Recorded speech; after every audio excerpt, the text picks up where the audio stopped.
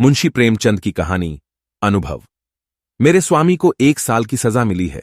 उनका अपराध सिर्फ इतना था कि 3 रोज पहले जेठ की तेज गर्मी में उन्होंने कई राष्ट्र सेवकों की पानी व शरबत के साथ खातिरदारी की थी। मैं उस दौरान कोर्ट में खड़ी थी। ऐसा लग रहा था मानो कमरे से बाहर खड़े शहर की सभी राजनीतिक चेतना किसी बंदी पशु की तरह जोर जोर से चीख रही हो। मेरे स्वामी बेड़ियों से बंधे हुए लाए गए।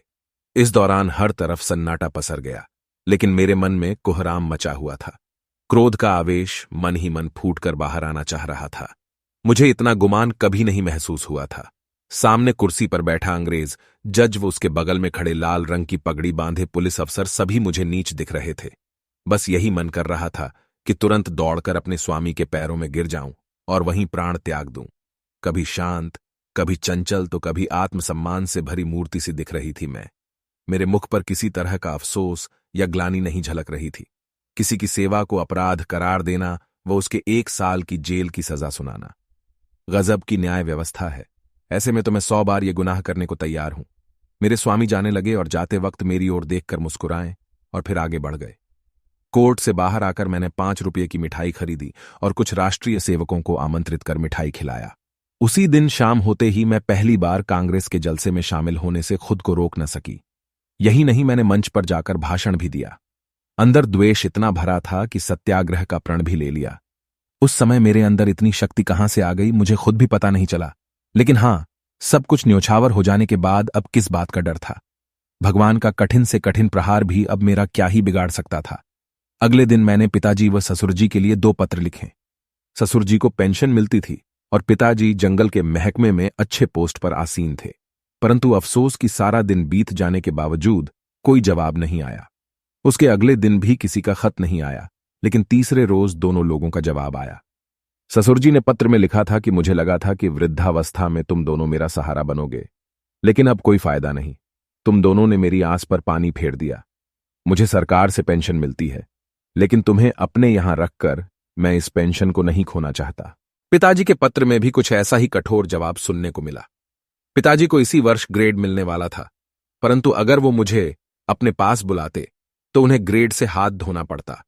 ऐसे में वो मेरी मौखिक रूप से मदद करने के लिए तैयार थे। मेरा मन दुखी हुआ और मैंने इन दोनों खत को जला दिया। वो उसके बाद उन्हें और कोई खत नहीं लिखा। इसे ही कहते हैं स्वार्थ, जिसका प्रभाव इतना प्रबल होता है कि वक्त पर अपनी संतान भी नहीं नजर आती। ससुर व पिता दोनों ने मुंह फेर लिया। लेकिन अभी मेरी आयु ही क्या है, अभी तो मुझे दुनिया देखनी है। इतने में किसी ने बाहर मेरे दरवाजे की कुंडी खटखटाते मुझे आवाज दी। मैं सहम गई, मेरे रोंगटे खड़े हो गए। मैं दरवाजे पर कान लगाकर सुनने की कोशिश कर रही थी कि कहीं वो बदमाश तो नहीं। फिर मैंने कठोर आवाज में कहा, कौन है, क्या काम है? बाबू ज्ञानचंद की आवाज सुनकर मैं थोड़ी शांत हुई। ये मेरे स्वामी के सबसे अच्छे मित्र हैं। उनके साथ एक महिला भी आई थी, वह उनकी पत्नी थी। पहली बार वो मेरे घर आईं।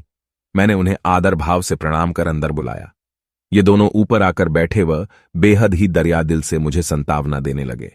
उनकी पत्नी के विचार देखकर मुझे ये समझ आ गया कि वो एक सशक्त महिला है। उनके चेहरे से ही उनकी प्रतिभा झलक रही थी। दोहरी कदकाठी के साथ चेहरे पर रोब व जेवरों से लदी किसी महारानी से कम नहीं लग रही थी। खास बात तो ये थी कि बाहर से वो जितनी ही कठोर दिख रही थी, अंदर से उतनी ही करुणा से भरी हुई थी। उनसे बातचीत शुरू हुई। ज्ञान जी की पत्नी, क्या घर पर किसी को खत लिखा? मैंने कहा, हां। ज्ञान जी की पत्नी, कोई घर से लेने आ रहा? मैंने कहा, नहीं, पिताजी व ससुर जी में से कोई मुझे अपने साथ रखने को तैयार नहीं है।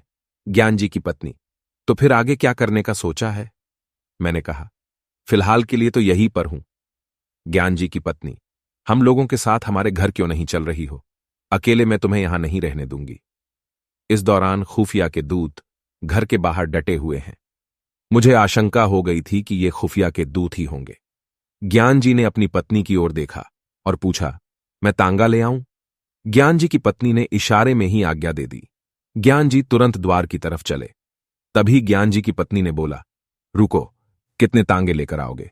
ज्ञान जी घबरा कर बोले, कितने? ज्ञान जी की पत्नी, हां कितने? एक तांगे पर सिर्फ 3 लोग ही बैठ सकते हैं, बाकी के सामान, बिस्तर, बर्तन आदि कैसे जाएंगे? ज्ञान जी, फिर 2 ले आऊं? ज्ञान जी बोले। ज्ञान जी की पत्नी, एक तांगे पर कितना सामान जाएगा? ज्ञान जी, फिर ठीक है, 3 ले आता हूं। ज्ञान जी की पत्नी, हाँ, तो जाओ भी, अब इतनी देर क्यों कर रहे हो? जब तक मैं कुछ कहती तब तक ज्ञान जी निकल गए। मैंने संकोचते हुए उनकी पत्नी से कहा, मेरे आने से आपको तकलीफ होगी। कठोर वाणी में ज्ञान जी की पत्नी ने बोला, हां, तकलीफ तो होगी, तुम किलो भर आटा खाओगी, घर का एक जगह भी घेर लोगी, ये सब क्या कम कष्ट है?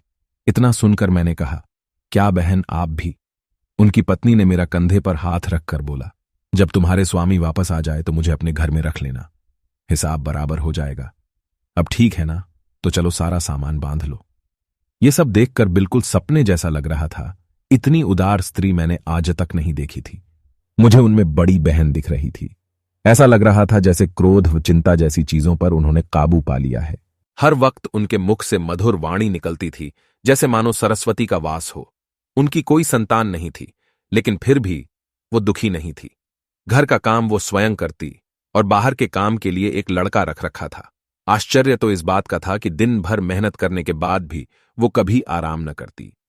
यही नहीं, उनका आहार भी बेहद कम था। इतना ही नहीं, दिन भर वो मुझे कुछ न कुछ खिलाने के लिए परेशान रहती, एक काम नहीं करने देती। बस यहां यही बुरा लगता था। मगर इनके घर कैसे एक सप्ताह गुजर गया पता तक नहीं चला। तभी मुझे एक दिन वो दूत यहां दिखाई दिए। उन्हें यहां देख मैं घबरा गई। मैंने सोचा ये मेरे पीछे यहां तक आ गए। तभी उन्होंने कहा कि कुत्ते हैं, भौंकने के अलावा कुछ नहीं कर सकते। मैं मन ही मन चिंतित थी। मैंने बोला, कुत्ते हैं, काट भी तो सकते हैं। ज्ञान जी की पत्नी ने कहा, तो क्या इनके डर से भागना नहीं चाहिए? मैं बार बार उनके बारे में सोचती। छज्जे से जाकर देखती तो वो बाहर नजर आते थे। हाथ धोकर ये मेरे पीछे पड़ गए थे। मन ही मन सोचती कि मैं इनका क्या बिगाड़ सकती हूं। आखिर मैं हूं ही क्या? क्या ये नहीं चाहते कि मैं यहां रहूं? पर ऐसा कर उन्हें क्या हासिल होगा? ये सब सोचते हुए एक और सप्ताह बीत गया। उन दोनों दूत ने अपना डेरा वहीं जमा लिया था। ऐसे में मैं और ज्यादा बेचैन थी। किसी से कुछ कह भी नहीं सकती थी। एक रोज संध्या के वक्त ज्ञान जी घर आए, घबराए हुए नजर आ रहे थे। मैं बरामदे में सब्जी काट रही थी। ज्ञान जी सबसे पहले कमरे में गए और अपनी पत्नी को बुलाया। उनकी पत्नी ने कहा, अरे अचानक से क्या हो गया?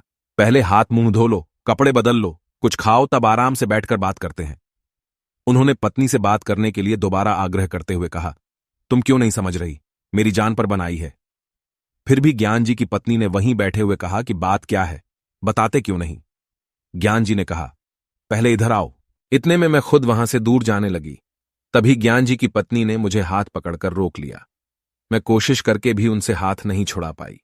ज्ञान जी मेरे सामने वो बात नहीं कहना चाहते थे, लेकिन उनसे इंतजार भी नहीं हो रहा था। उन्होंने तुरंत कहा, आज मेरे व प्रधानाचार्य के बीच झगड़ा हो गया। पत्नी ने बड़े ही बनावटी शब्दों में कहा, क्या सच में? तब तो तुमने उन्हें खूब पीटा होगा। ज्ञान जी, तुम्हें मजाक सूझ रहा है, यहां मेरी नौकरी आफत में है। पत्नी, जब इतना ही डर था तो झगड़े क्यों? ज्ञान जी, मैं नहीं झगड़ा, उसने मुझे बुलाकर खूब सुनाया। पत्नी, बिना मतलब के? ज्ञान जी, अब क्या बताऊं? पत्नी, मैंने कई बार बोला है ये मेरी बहन है, तुम इसके सामने सब कुछ बोल सकते हो। ज्ञान जी, अच्छा, पर जब बात इनके बारे में हो तो? पत्नी ने कहा, मैं समझ गई, खुफियों से तुम्हारी अनबन हुई होगी और पुलिस ने तुम्हारे स्कूल में शिकायत कर दी होगी। ज्ञान जी सोचते हुए, नहीं ऐसा नहीं है, लेकिन पुलिस ने हाकिम जिला के यहां शिकायत की और उसने प्रधानाचार्य से। प्रधानाचार्य ने मुझसे जवाब मांगा है। पत्नी ने कहा, प्रधानाचार्य ने कहा होगा कि उस महिला को अपने घर से बाहर करो। ज्ञान जी, हां, कुछ ऐसा ही समझ लो। पत्नी, फिर तुमने क्या कहा? ज्ञान जी, फिलहाल मैंने कुछ नहीं कहा है, वहां कुछ समझ नहीं आ रहा था। पत्नी ने गुस्से में कहा, जब तुम इसका जवाब जानते हो फिर सोचना कैसा? ज्ञान जी सहम कर बोले, मैं ऐसे अचानक कैसे बोल देता? पत्नी गुस्से में बोली, जाओ, अभी जाकर अपने प्रधानाचार्य से कहो कि मैं उसे नहीं निकाल सकता, और अगर न माने तो नौकरी से इस्तीफा देकर घर आना। अभी तुरंत जाओ। मैं अपने आंसू नहीं रोक पाई। रोते हुए मैंने कहा, बहन, ये सब क्यों? ज्ञान जी की पत्नी ने मुझे डांटा और कहा, तुम बिल्कुल चुप रहो, नहीं तो कान पकड़ लूंगी। तुम क्यों बीच में बोलती हो? हम जब भी रहेंगे तो एक साथ ही रहेंगे, अगर जिएंगे तो साथ, मरेंगे तो भी साथ। पति को सुनाते हुए कहा, इनकी आधी उम्र बीत गई लेकिन इन्होंने कुछ नहीं सीखा। अब खड़े क्यों हो? तुम्हें बोलने में डर लग रहा तो मैं जाकर कह दूं। ज्ञान जी ने गुस्सा होकर बोला। कल जाकर बोल दूंगा, इस समय पता नहीं वो होगा भी या नहीं। इधर पूरी रात मैं नहीं सो पाई। पिता व ससुर जी जिसे दोनों ने ठुकरा दिया हो, उस दासी को इन्होंने इतनी इज्जत दी। ज्ञान जी की पत्नी सच में किसी देवी से कम नहीं है। अगले दिन ज्ञान जी निकल रहे तभी पत्नी ने कहा, जवाब देकर आना। ज्ञान जी के जाने के बाद मैंने कहा, बहन तुम ये सही नहीं कर रही हो। मुझे ये बर्दाश्त नहीं हो रहा कि मेरी वजह से तुम्हारे परिवार पर परेशानी आए। ज्ञान जी की पत्नी से हंसते हुए कहा, हो गया या और कुछ बोलना है? ज्ञान जी की पत्नी ने पूछा कि अच्छा ये बता कि तुम्हारे स्वामी आज जेल की सजा क्यों काट रहे? बस इसलिए क्योंकि वो राष्ट्रीय सेवकों की सेवा कर रहे थे। आखिर राष्ट्र की सेवा करने वाले वो लोग कौन हैं? ये हमारे लिए क्यों संघर्ष कर रहे हैं? इनका भी तो परिवार होगा, कारोबार होगा, पर ये सब त्याग कर वो हमारे लिए लड़ रहे हैं। ऐसे लोगों की सेवा कर जेल जाने वाले तुम्हारे पति भी किसी वीर से कम नहीं। ऐसे वीर की पत्नी के दर्शन मात्र से ही आत्मा तृप्त हो जाएगी। फिर मैं नहीं, तू मुझ पर एहसान कर रही है। मैं चुपचाप उनकी बात सुनती रही और कुछ नहीं बोल पाई। संध्या हो गई। ज्ञान जी घर आए तो उनके चेहरे पर अलग सी चमक नजर आ रही थी। पत्नी ने पूछा, हार कर आए या जीत कर? ज्ञान जी ने स्वाभिमान के साथ कहा, जीत कर। जब मैंने नौकरी से इस्तीफा दिया तो उसका दिमाग चकरा गया। तभी उसने हाकिम जिला के पास जाकर बात की। वापस आकर उसने बोला, आप राजनीतिक जलसों में क्यों नहीं शरीक होते? मैंने बोला, ना भाई, मैं कभी ना जाऊं। उसने पूछा, क्या आप कांग्रेस के सदस्य हैं? मैंने बोला, नहीं, और न ही किसी सदस्य से मेरा कोई संबंध है। उसने पूछा, क्या कांग्रेस के फंड में आप दान करते हैं? मैंने बोला, ना भाई, फूटी कौड़ी भी नहीं। उसने कहा, तो ठीक है, मैंने आपका इस्तीफा अस्वीकार कर दिया। पत्नी ने यह सुनते ही ज्ञान जी को गले से लगा लिया। कहानी से सीख स्वाभिमान व त्याग की भावना से किया। हर काम किसी के दिल में आपके लिए आत्मसम्मान को बढ़ा सकता है, साथ ही बुरा वक्त अपनों व परायों की सही पहचान भी करा देता है।